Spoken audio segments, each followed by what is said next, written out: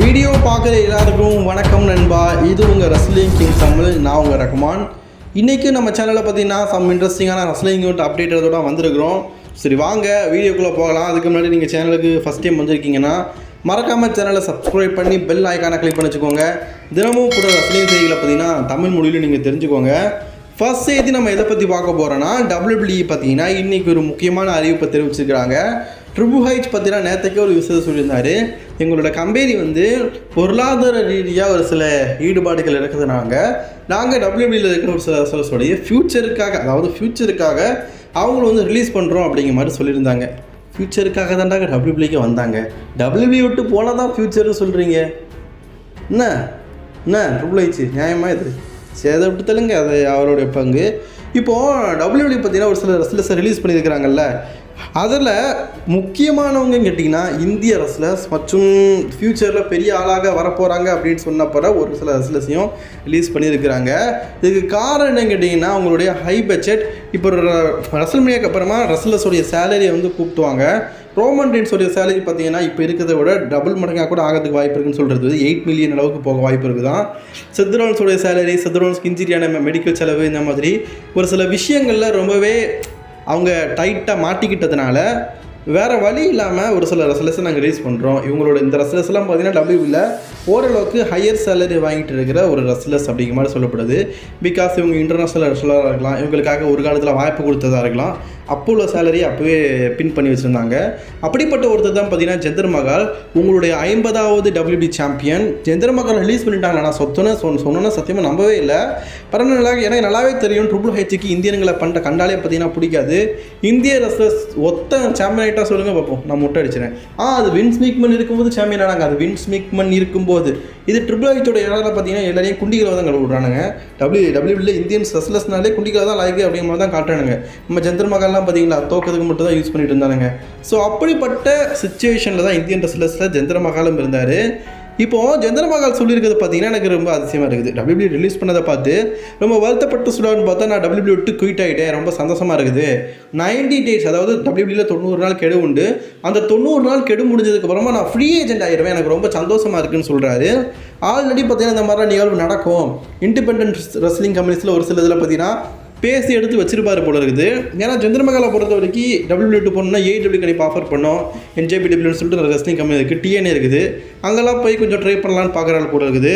ஏன்னா WWEயில் பார்த்தீங்கன்னா அவருக்கு நான் வாய்ப்பு கொடுக்கவே இல்லை. போன வருஷம் விளையாடின மேட்ச் எல்லாமே தோல்வி. இவர் கூட இருக்கிற வீர் சாங்கா யாருமே வெற்றி பெற வைக்கலை. டாக்டிங் டிவிஷன் எதுலேயுமே கொண்டு போகலை. ஸோ அதனால் மேபி ரொம்ப மன வருத்தியில் இருந்தாலும் தெரில. WWE இப்போ தான் ரிலீஸ் பண்ணுவானுங்கன்னு இப்போ ரிலீஸ் பண்ணிட்டாரு. ஸோ அதனால் WWEக்கு குட் பை சொல்லிட்டு போயிட்டாரு. தேங்க்யூன்னு சொல்லிட்டு வின்ஸ் மெக்மனுக்கு நன்றியை சொல்லியிருக்காரு. ஏன்னா அவர் தானே WWE 50வது சாம்பியன் அவர் ஆக்குனாரு. அடுத்தது வீர் மகான் வராருன்னு சொல்லிட்டு நம்ம ஊர்லலாம் பேசிகிட்டு இருந்தாங்கல்ல வீர், அப்படிப்பட்ட வீரையும் ரிலீஸ் பண்ணிட்டானுங்க. ஒரு காலத்தில் எப்படி காட்டப்பட்டுங்க, அதாவது வீர் விளையாட மேட்சஸை காட்டிலும் வீர் மகான் இஸ் கம்மிங் சூன் சொல்லி போட்டு அட்வர்டைஸ்மெண்ட் ரொம்ப பெருசு. நாங்கள்லாம் பூரிப்படைஞ்சோம். இந்தியன் ரெஸ்லர்ஸ் WWE சாம்பியன் ஆகிய போயிடும், ரோமன் ரெயின்ஸை வீழ்த்த போகிறது இந்த வீர் மகான் தான் அப்படின்லாம் ஒரு காலத்தில் பேசினோம். கடைசியில் பார்த்தா இவரையும் குண்டிகளை ஊற்றுட்டானுங்க. வீர் மகானை பொறுத்த வரைக்கும் அப்புறம் என்ன எக்ஸ்டெண்ட் பண்ணாங்க, டாக்டிங் பட்டவரை சொல்லி மெயின் ராக்ஸர் கூட்டானுங்க. டாக்டிங் சாம்பியன்ஸ், அன்டிஸ்பியூட்டட் சாம்பியன்ஸை ஊசோஸ்ட்டு இருந்து பிடுங்க போகிறதே இவங்க தான் சொல்லிட்டு இருந்தோம். அதையும் பார்த்தீங்கன்னா மொத்தமாக பிடிங்கிட்டானுங்க.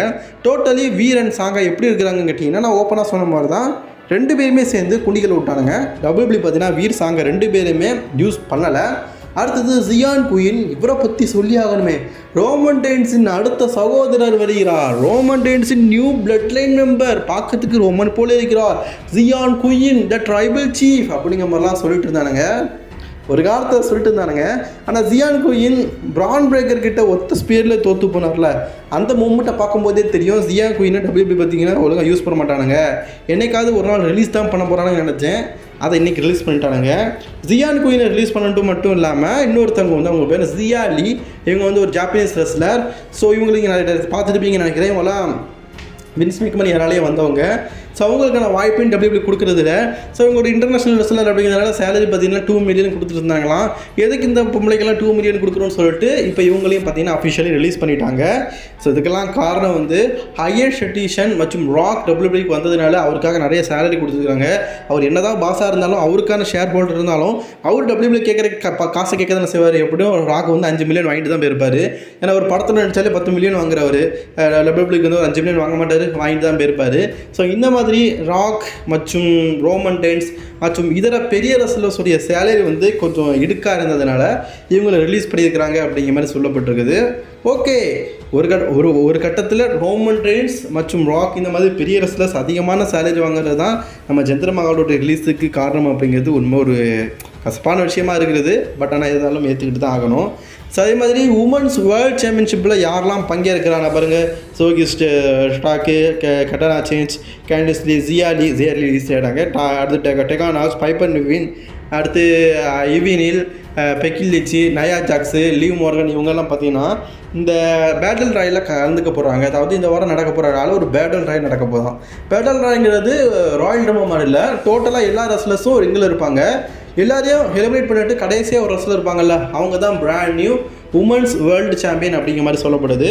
இப்போதைக்கு இருக்கிற சுச்சுவேஷனில் யார் வின் பண்ணுவோம் அப்படின்னு நினைக்கிறீங்களோ அவங்கள மறக்காமல் கான்வர்ஸில் கவுண்ட் பண்ணுங்கள். அதே மாதிரி அங்கிள் அவுடி இந்த வாரம் நடக்கிற ஆலையும் பார்த்தீங்கன்னா ஒரு கோடு போட்டிருக்காரு ஸ்மாக்டவுனில். அதில் ஒரு கோடில் பார்த்தீங்கன்னா பின்னாடி லேம்போடைய இது தெரியுது, நம்ம பிரேவ் ஒயிட் வச்சுருப்பாரு லேம்பு, அதோடைய ஒன்று தெரியுது. அடுத்து ஓப்பனி ஒரு ஐஸ்ன்னு சொல்லிட்டு ஒரு பெரிய ஐஸ் பார்க்கறதுக்கு நம்ம அலெக்சா பில்ஸோட ஐஸ் மாதிரியே இருக்குது.